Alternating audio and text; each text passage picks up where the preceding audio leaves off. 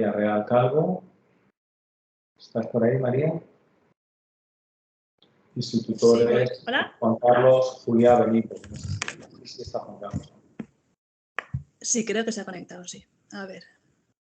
Voy a publicar, compartir. Vale, no sé si podéis verlo. Todavía no. No. A ver. A ver ahora. Permitir. Vale. Ahora sí. ¿Ahora? ¿Sí? Vale. Bueno, pues si os parece, ¿empiezo? Cuando quieras. Vale. Bueno, pues buenas tardes. Yo soy María Villarreal y junto con mi tutor que se llama Juan Carlos Juliá, que creo que se ha podido conectar al final, voy a presentaros el trabajo de fin de máster, que bueno, el título es La valoración de la eficacia de la educación en el manejo de los autoinyectores de adrenalina. Entonces, simplemente para contextualizarlo un poco, yo soy pediatra de atención primaria en Pamplona desde hace poco, desde hace 2 años, pero bueno, sin cupo fijo hasta hace un mes.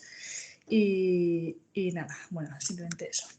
Entonces, como pequeña introducción, recordar eso, que la anafilaxia es una reacción alérgica, la reacción alérgica más grave que existe, es de instauración rápida y es potencialmente mortal. La ventaja de esta enfermedad es que el diagnóstico se basa en unos criterios clínicos que si los explicamos bien a los padres, ellos pueden ser capaces de identificarlos, ¿no? Y también de administrar el tratamiento de elección, que es la adrenalina intramuscular que existe en dispositivos autoinyectables. Entonces, el objetivo de nuestro estudio era valorar los conocimientos de los padres de niños con anafilaxia sobre la enfermedad y sobre cómo funcionan los autoinyectores y luego, tras una breve formación específica sobre el manejo de estos autoinyectores, ver si esos conocimientos mejoraban. Entonces, para hacer este estudio lo que hicimos fue un estudio analítico comparativo antes y después. Se estudiaron pacientes de 6 cupos de atención primaria, de unos 1.000-1.100 niños de media cada cupo, y mediante la historia clínica informatizada se extrajeron los pacientes que cumplían los criterios de inclusión que ahora describiré. Una media en cada cupo era de 3 a 6 niños que cumplían esos criterios.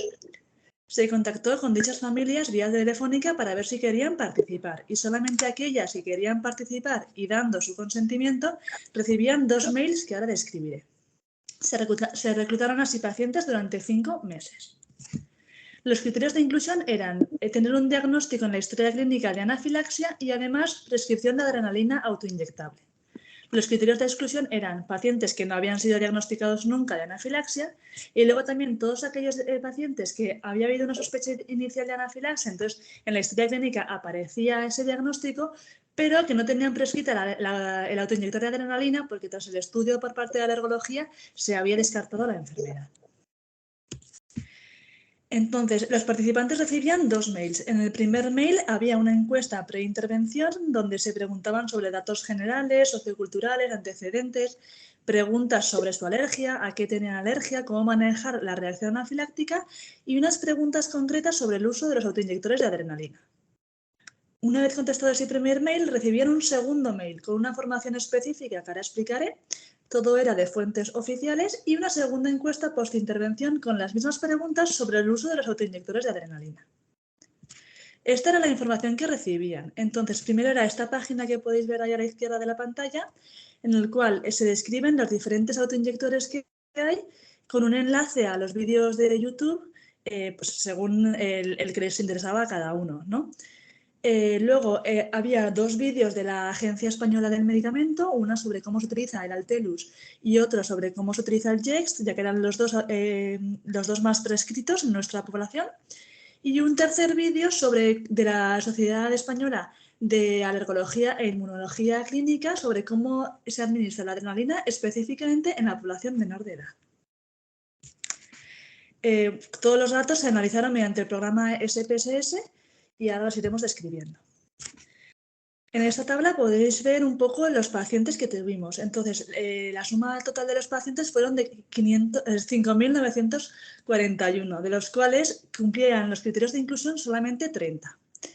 De estos 30 decidieron que no querían participar 8 y aceptaron participar en el estudio finalmente 22 pacientes, pero respondieron a las 2 encuestas solamente 16. 6 no respondieron a las 2 encuestas. Y estos fueron un poco los resultados. La mayor parte de la población vivía en zona urbana. Casi un 20% vivía en zona rural, pero a pesar de esta diferencia, la mediana de tiempo en coche a un centro médico fue de 5 minutos, un rango intercuartílico de 5 a 7 minutos. Valorando los antecedentes familiares que tenían, la mitad de la población estudiada no tenía antecedentes. Y de los que sí que tenían, lo más frecuente es que fuese la madre la que tenía el antecedente de alergia. Preguntando sobre el sexo de los participantes, la mayor parte eran varones y un cuarto eran mujeres. Y la mediana de edad de los participantes fueron de 3,5 años. Es decir, prácticamente el 60% de los pacientes tenían entre 1 y 4 años al diagnóstico. Todos los pacientes, a pesar de la corta edad de la muestra, ya habían sido diagnosticados de alguna enfermedad de la llamada marcha alérgica, ya fuese dermatitis atópica, rinitis alérgica, asma o más de una de estas a la vez. Preguntándoles cuál había sido la causa de la reacción anafiláctica por la cual le habían prescrito la adrenalina, el 100% de los casos había sido por una reacción a un alimento. Un paciente también tenía alergia a algún fármaco, pero no supo especificar en concreto qué medicamento era porque estaba justo en estudio alergológico y había varios fármacos implicados. Y luego ningún paciente tenía alergia provocada por picaduras de himenópteros. Estos datos son superiores a los descritos en el Registro Europeo de Anafilaxia, que sí que describe la causa alimentaria como la principal causa de anafilaxia en niños, pero claro, en menores de 6 años lo describen en el 88% de los casos. Quizás esta diferencia se deba a que nuestro tamaño muestral pues, no es muy grande. Preguntando en concreto a qué alimentos tenían alergia, la causa más frecuente fueron los frutos secos, lo cual concuerda con la bibliografía consultada que describe los frutos secos como la avellana o el anacardo como la principal causa en preescolares. Y en segundo lugar estaban las frutas con hueso. En los países europeos, como bien sabéis, las frutas como el melocotón son una causa bastante frecuente también de alergia alimentaria. Por detrás quedaban otras causas como el kiwi, las legumbres, bueno, el pescado o las proteínas de leche de vaca. El 50% de los participantes tenían alergia a más de un grupo de alimentos. Preguntándoles en concreto, cuál era el tratamiento de elección en el caso de una anafilaxia, el 100% de los participantes tenían claro que el tratamiento es la adrenalina intramuscular y casi el 95% sabían que no hay contraindicaciones para usarla. Pero, a pesar de estos conocimientos, nos llamó mucho la atención que poco más de la mitad afirmaban llevar siempre consigo el autoinyector. Entonces nos pusimos a valorar un poco la bibliografía existente sobre este tema y hay estudios previos que afirman, en los cuales los pacientes afirman que no lo llevan porque no se sentían preparados para utilizarlo. Otros estudios también sugieren que igual no lo llevan por otros temas, como por ejemplo el elevado coste de los dispositivos, la corta fecha de caducidad, la baja probabilidad de uso final y el miedo a utilizarlo. Y entonces este dato también se lo consultamos a nuestros pacientes, ¿no? A ver si les daba miedo utilizar el dispositivo. Y como podéis ver ahí, casi el 70% les daba miedo utilizarlo. Pero coincide que es el mismo porcentaje que nunca había entrenado cómo se utiliza el dispositivo, ¿no? Ni con un dispositivo de prueba, ni con uno sobre una naranja, por ejemplo. Entonces, eso llamaba mucho la atención y corrobora el hecho de lo que estamos hablando, ¿no? Que igual la formación hace que tengan más confianza en utilizarlos y en llevarlos. Preguntando sobre el número de dispositivos que tienen, bueno, pues depende de la guía que leas, recomienda un dispositivo o dos. La Agencia Europea del Medicamento recomienda prescribir 2 autoinyectores, ya que aproximadamente el 10% de los pacientes requieren de una segunda dosis, mientras que las guías españolas, como Galaxia 2016, que está pendiente de sacar una nueva actualización, recomiendan prescribir un segundo dispositivo solamente en situaciones concretas. En nuestra muestra, más de la mitad tenían solamente un autoinyector, probablemente siguiendo esas recomendaciones. También preguntándoles si tenían algún protocolo de actuación, la mayoría sí que tenían. Y llamó la atención que solamente un paciente tenía una pulsera identificativa de sus alergias. Un dato muy positivo era que el 87,5% revisaba con frecuencia la fecha de caducidad del autoinyector. Se ha visto que hay asociación entre los casos de anafilaxia fatal y la ausencia de la adrenalina, es decir, que no la lleven o que la administren incorrectamente. Entonces, por eso les preguntamos paso a paso cómo se administra la adrenalina. Y pudimos ver que los errores más frecuentes fueron no saber que se puede repetir una segunda dosis si el paciente no se encuentra bien. Más de la mitad de los pacientes no sabían que hay que masajear la zona de punción durante 10 segundos y casi el 40% no sabía una cosa tan básica como identificar correctamente el tapón de seguridad. Entonces, estudios previos ya habían valorado los errores en la administración de la medicación. Y curiosamente, uno de los más frecuentes es ese, que la persona que está administrando la medicación al niño accidentalmente se inyecta la medicación a sí mismo en el dedo pulgar.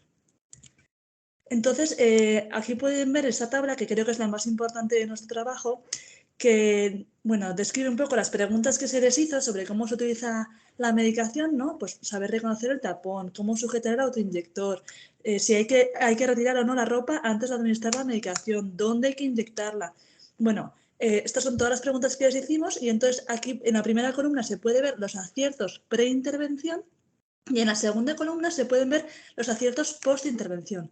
Y se puede ver que en la mayor parte de las preguntas hubo una mejoría en cómo se utiliza la medicación, ¿no? Aunque utilizando el test exacto de Fisher, esa mejoría fue estadísticamente significativa en 2 pasos: el reconocimiento del tapón de seguridad y el saber que se puede administrar una segunda dosis. Un poco para finalizar, decir un poco los sesgos que ha tenido nuestro trabajo. En primer lugar, un sesgo de selección, ya que finalmente pues, participaron 16 pacientes, ¿no?, de los 30 candidatos iniciales. Entonces, ahí hay claramente un sesgo de motivación, ¿no? Además, la edad media de los participantes era de 3,5 años, es decir, que los padres de niños más pequeños quizás estén más preocupados, ¿no?, y dispuestos a participar. Otro sesgo podría ser el sesgo de atención o el efecto de Hawthorne, porque sabían desde el principio cuál era el objetivo de nuestro estudio. Entonces podían responder a las preguntas según pensaban lo que queríamos, que querían que respondiésemos, ¿no? Que respondiesen en vez de responder la verdad. Esto se intentó minimizar, pues informando que todas las preguntas eran siempre anónimas. Y luego, por último, pues el pequeño tamaño muestral que hemos conseguido, pues que puede comprometer la validez externa y sería interesante repetir el estudio con un mayor tamaño muestral. El 100% de los participantes, eso sí, consideró que esta actividad había sido de su interés y que tras la formación se sentían más preparados para actuar si fuese necesario. Y justo les traigo aquí esta noticia del Diario de Navarra, que es el diario más común aquí, ¿no? Que justo la semana pasada, como pueden ver ahí, el 6 de junio, pues salió esta noticia, ¿no? De un menor atendido con posible anafilaxia, le habían tenido que trasladar en helicóptero desde un pueblo hasta Pamplona, ¿no? Y si leen un poco la noticia, bueno, pues el paciente ya había sido diagnosticado de alergia al cacahuete, pero nunca había tenido ningún susto, estaban tranquilos y no llevaban consigo la pluma, ¿no? Entonces, igual en este caso, si llegan a hacer esta actividad de formación o se llega a insistir en la importancia de llevar siempre la adrenalina, pues igual habríamos evitado todas estas consecuencias, ¿no? Entonces, un poco por concluir, decir que la formación continuada es clave en la educación sanitaria de los pacientes, que es muy importante informar a los padres con un lenguaje inteligible los aspectos fundamentales de la enfermedad y cómo evitar los desencadenantes. La hipótesis principal de nuestro estudio era valorar si los errores en el uso de los autoinyectores de adrenalina se solventaban con formación y se objetivó una mejoría generalizada en el uso del autoinyector, pero de forma significativa en datos tan básicos como la identificación del tapón de seguridad. Y luego que con formación y educación pues se aumenta la confianza de los padres y la seguridad de los hijos. Esto es un poco la bibliografía utilizada y eso es un poco todo. Gracias.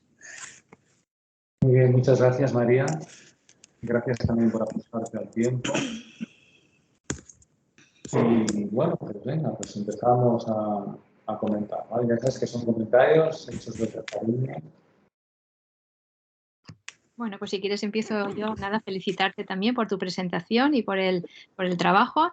Es interesante que sí que es verdad que ampliaréis la muestra, porque es una pena que se ha quedado solo con 16 casos, pero bueno, aquí también refleja la importancia que tiene la educación. De nuevo, otra vez que se ha tratado antes también. Yo creo que aquí posiblemente no lo tenemos en cuenta, pero deberíamos hacer como con el asma, que decimos en cada visita o en visitas periódicas hacer una formación con respecto a este tema, porque afortunadamente no es muy frecuente esos problemas, pero sí que son muy graves. Entonces sí que es importante. No has hecho un falto, por ejemplo, cuando en el trabajo, bueno, has descrito muy bien los sesgos y bueno, es un dato también muy, muy positivo de tu presentación también. ¿Dónde se hizo el estudio? Y en el periodo en que se hizo el estudio lo has descrito aquí, pero bueno, en el documento escrito no lo pones, que también sería interesante describirlo también. Y luego, ¿cuánto tiempo pasa entre que le pasas el vídeo y luego pasas la segunda encuesta? Porque eso a lo mejor también quizás es un dato que también la metodología habría que poner. No. O sea, la cosa es que primero se mandaba un mail y en el segundo mail ya iba las vídeos y la segunda encuesta. No había tiempo entre los vídeos y la segunda encuesta. Ah, pero entonces ahí pueden copiar, ¿no? Ya, sí, o sea, eso podría ser un posible sesgo, pero al final toda la información está en Internet, ¿no? O sea, que si quieren copiar, van a copiar. O sea, por eso intentamos separar la primera encuesta, que era la pre-vídeo, ¿no? Que es la que nos importa, los conocimientos pre-intervención, de los conocimientos post-intervención. Y entonces en el segundo vídeo, en el segundo mail se mandaron los vídeos y la encuesta, para intentar diferenciar, ¿no? Porque al final lo que queríamos era ver eso, cómo influía la intervención, que era ver los vídeos. Pero no tanto la primera encuesta es la que más nos interesaba, ¿no? Eso. ¿Piensas que se prescriben pocos autoinyectores? Menos de los ¿Cómo, perdón? Que prescribimos pocos autoinyectores. Que prescribimos pocos. Bueno, la verdad es que nos llevan menos de los que todo lo que has comentado, porque son caros, Sí. porque piensan que no va a pasar nada y no sé si también quizá deberíamos educar más en ese aspecto y fomentar que lo lleven. No sé. Sí, por supuesto. Y yo creo que es un poco lo que ha pasado en la noticia esa que he publicado, ¿no? 2 años no le ha pasado nada, siempre ha estado bien, pues nos relajamos y creemos que no va a pasar nada, ¿no? Y luego al final, pues en helicóptero. O sea, es un poco eso, ¿no? Insistir en la importancia y que, claro, la cosa es que casi nunca pasa, pero como te pase, pues... Ahí está, ¿no? Sí. Muy bien. Pues no sé, pasa, Marta, lo que tú quieres preguntar. Hola, ¿qué tal? Yo una pregunta. ¿Qué te parece el número que has tenido de chicos que han tenido anafilaxia en la población estudiada? O sea, 30 niños con anafilaxia diagnosticados de 6.000 niños. ¿Qué te parece ese número? ¿Es poco? ¿Es mucho? O sea, te lo digo porque el dato de prevalencia de anafilaxia no lo he encontrado en la introducción y sería una cosa que anafilaxia más o menos es el 0,05% al 2% de prevalencia, ¿no? Entonces, en 6.000 niños estudiados, a mí cuando más que 30 niños y luego tal, se me quedó un poco corto, porque sale como 0,005. Entonces, ¿esto lo has considerado? ¿Que se diagnostica poco en tu zona quizá la anafilaxia? ¿O que hay poco registro en el sistema informático de primaria donde los has sacado? ¿O... Sí, eso. Yo hablé este tema con una amiga que justo es alergóloga y le dije, es que mira qué datos me han salido. Y me dijo, ya, o sea, claro, para empezar, igual están diagnosticados como alergia y no como anafilaxia. Entonces, igual ahí se han perdido pacientes, eso es cierto. Igual están diagnosticados en urgencias, pero como el programa de urgencias es diferente al de atención primaria y yo he analizado el programa de atención primaria, pues igual también ahí se han perdido pacientes. No lo sé. Yo, claro, con mis criterios de inclusión, esos son los resultados que me salieron, ¿no? Claro. Y luego, claro, como también hay los criterios de anafilaxia, pues no hay una definición universal, ¿no? Hay como diferentes definiciones y entonces, claro, según donde leas, pone unos porcentajes u otros. Entonces, bueno, yo donde había leído sí que podía concordar, ¿no? Aunque sí que es verdad que es menor de lo que debería. Claro, pues el que tú has leído sí que tenías que haberlo a lo mejor puesto en la introducción, ¿no? La prevalencia de anafilaxia, y sobre ese dato pues el que trabajamos para saber de qué, o sea, cuando te planteas ver cuánta anafilaxia hay, pues también ese dato para saber encuadrar, ¿sabes? Que nada, me parece un trabajo muy bien, muy sencillo, muy objetivos claros y conclusiones claras, una intervención clara antes y después, que se ha hecho muy bien, que me ha gustado mucho, y es por aportar algo, es eso, de qué prevalencia estamos hablando para poder comparar si en mi zona este dato es poco o no es poco, porque a mí me chocó un poco como a poco. Eso preguntaba si es que prescribimos pocos autoinyectores o, claro, por ahí va. Sí. poco también, ¿sabes? Ya, sí. Muy bien. ¿Y qué programa habéis utilizado? Porque comentas que el programa corregía las respuestas y les mandaba las respuestas a los padres. O sea, ¿qué programa habéis utilizado para hacerlo? Porque por lo que cuentas en metodología, haces la encuesta, los padres responden, ellos responden y ya les sale la respuesta a ellos y también os llega a vosotros de manera anónima, ¿o cómo es? No, o sea, o sea, el que hay de Google, el programa de encuestas de Google, hay una opción en la cual tú puedes dar, o sea, ellos siempre te mandan las respuestas a ti de forma anónima, pero hay una opción en la que tú le das que cuando terminan el cuestionario pueden abrirlo y les marca cuáles son las correctas. Vale. Eso, sí. El de Google, vale, pues el igual. El de Google, sí. Pues igual, en metodología se utiliza un cuestionario de Google Forms preestablecido, tal. Pero vamos, por sacar punta, que es sencillo, que está objetivos claros, exposición y está muy bien. Muy bien, vale, gracias. Bueno, muchas gracias, Marta, muchas gracias, Isabel. Bueno, María, nada, ya sabes que nosotros tenemos que mirarlo al detalle. Claro. Y te voy contando. Mira, es cierto que describes un objetivo principal y luego las conclusiones están muy bien, están adecuadas a ese objetivo principal, pero luego yo he echado de menos objetivos secundarios, porque has empezado a hablar de otros temas, ¿no? De los que son alérgicos al kiwi, a los frutos secos, ¿no? Yo he echado de menos objetivos secundarios, porque luego has hablado de ellos. De hecho, empiezas la discusión hablando de aspectos que no son el objetivo principal, ¿no? Eso es algo que me ha llamado la atención. Pero bueno, un poco como por ser ortodoxos, ¿no? Pues ya que lo has tratado, pues has tenido un objetivo principal y luego yo he echado de menos los objetivos secundarios. Vale. No sé si estás de acuerdo. Sí, pues, o sea, no lo había pensado, pero cuando lo dices, pues es verdad. O sea, sobre todo porque luego aparece en la discusión, ¿no? Y aparecen los resultados y aparece en la discusión, aparece la recogida de datos. Luego también lo que había comentado en el trabajo previo, ¿no? Pues claro, que te tienes que creer por qué es tan importante tu trabajo, ¿no? Ya apuntaba algo también Marta, ¿no? Pues saber cuál es el estado actual del tema, qué es lo que pasa, qué es lo que está descrito previamente y tú qué defecto has encontrado y por qué has elegido este trabajo. Yo creo que eso tiene que quedar claro, o sea, de que tu trabajo merece la pena vérselo. Ya en la introducción tienes que dar a entender que tu trabajo va a ser la leche, ¿sabes? Y que es un trabajo porque tú te has estudiado el tema y tienes que mostrar interés. Tienes que tú mostrar interés y despertar interés en el lector. Tienes que enamorar al lector diciendo, aquí voy a encontrar algo, ¿no? Porque para que te den ganas de seguir leyendo, ¿no? Yo no sé, cuando a material y métodos, si existen distintos, si habéis valorado la gravedad también, ¿no? Distintos grados de respuesta anafiláctica, porque claro, la sensibilización de los padres no es la misma en función de la gravedad del episodio previo. No, eso no se ha valorado, no. Pero ¿no crees que puede ser un factor fundamental, ¿no? O sea, un episodio grave de anafilaxia, pues eso que, vamos, los padres luego son como son, es cierto, pero que la gravedad quizás habría sido interesante tenerla en cuenta, ¿no? La gravedad de los episodios de anafilaxia. Número de episodios que han tenido y gravedad de los mismos, porque eso sí que influye a la hora de que los padres estén más sensibilizados. Claro.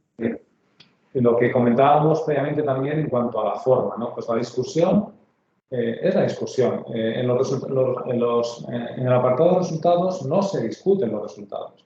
Se discuten, o sea, ni se discuten ni se comentan, aparecen fríamente los resultados, desde el punto de vista metodológico, ¿no? Siempre en la presentación de los resultados a mí me gusta mucho que haya una primera tabla, la tabla 1, que es lo que me han enseñado, donde se describen las características de la población a estudio, ¿no? Pues la edad, el diagnóstico de base, los padres, qué nivel tienen.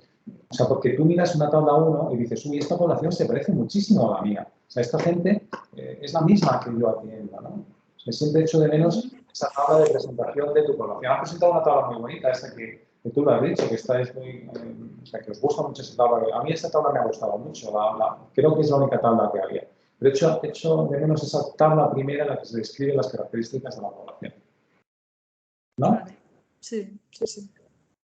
Luego, en la discusión, me da la sensación de que, claro, pues tenemos nivel cultural, edad, sexo, lugar de residencia, gravedad de los episodios. Pues ahí podéis haber sacado un poquitín más de punta a la hora de hacer una discusión, ¿no? De de comentar, porque los que viven más lejos pues están más sensibles. Es cierto que la N que teníais era pequeñita. Bueno, pues siempre es una limitación, pero ahí podéis haber sacado un poquito más de jugo, ¿no? No sé qué opinas. Sí, o sea, yo describí los resultados como buenamente pude, porque al final con 16 pacientes pues se hace lo que se puede, Bueno, pero sí que es verdad que igual se podría haber profundizado más. Claro, de lo que se trata es de coger herramientas para la investigación y aunque luego una de las limitaciones es la N pequeña, pero por lo menos, pues, no sé, a lo mejor encontréis alguna pequeña diferencia en cuanto a nivel cultural, el lugar de residencia, ¿sabes? Por ver quién está más sensibilizado, ¿no? No considerarlos a todos dentro del mismo grupo, ¿no? Pues que es que no es lo mismo vivir cerca del hospital que vivir muy lejos del hospital, entonces eso influye también mucho a la hora de estar formado en cómo tratar a tu hijo, ¿no? Y tomártelo como más en serio.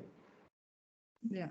Es un poco lo que yo he echado de menos. O sea, que yo creo que teníais ahí mucho jugo para sacar en la discusión, sobre todo porque en la discusión yo lo que comento siempre, que se trata de ir comentando los resultados que has tenido.